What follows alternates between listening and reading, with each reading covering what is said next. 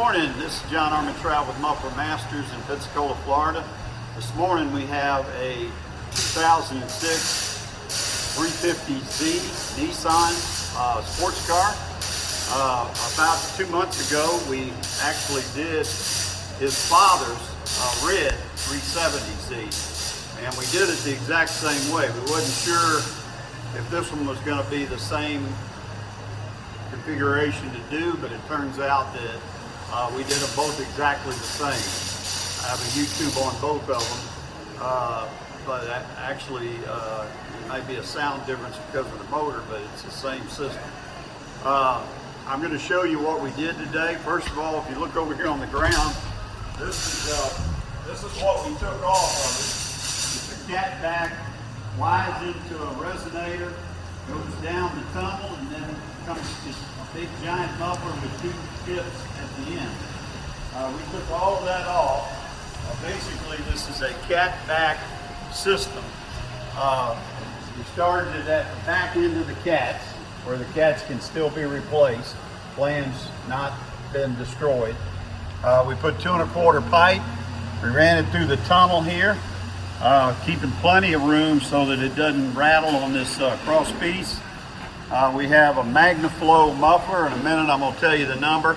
Everybody always wants to know what number we use, so it's on the license tag covering it up. I'll show you in a minute what the number is. It's a dual in, dual out with an X pipe in the middle, so you get X pipe technology with this. It doesn't run that much because it's got a single muffler on it instead of two. Allows us to pack it in here real tight. See, the drive shaft is over this, and we have a finger between the drive shaft and the muffler, which I believe is going to be enough clearance. Torsion bar here, we had a little pipe operation to make this thing. We had to cut the necks off. See the critical bend that my man did in doing this. I added a universal double heavy truck hanger on it here, put it back in the OE hanger over here, ran the 2 pipes, eliminated the big muffler, put 4-inch rolled edge 12-inch tips.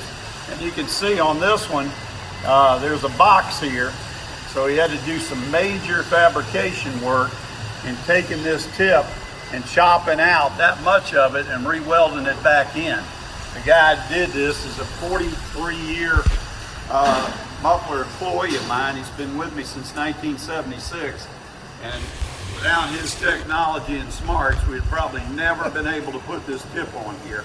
But we got, this is how this tip looked before he modified it. So anyway, this turns out in the back to look real good. If you want to scan up at that tag, Jeff, you can see the number of the muffler and magnaflow. That's the box that we took. So any of you that want to know what we use, that is the part number of the magnaflow number on this vehicle. Now what I'm going to do now is crank it up. My son's up at the wheel. We're going to crank it up, give it a little gas so you can hear how it sounds actually in the shop here with an idle and also with a rev up. Hit it!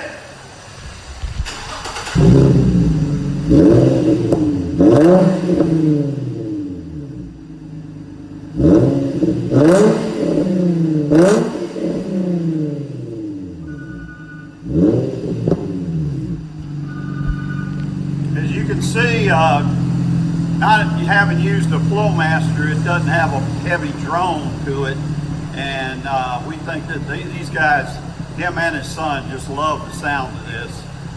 Just food for thought if you have a Z. But if you get this done, you need to get it done from a muffler guy that is a great technician, or otherwise these things right here are not going to happen with just a rinky-dink muffler guy. Somebody needs to have a lot of experience in pipe bending and welding to do this correctly like we did. Thank you very much.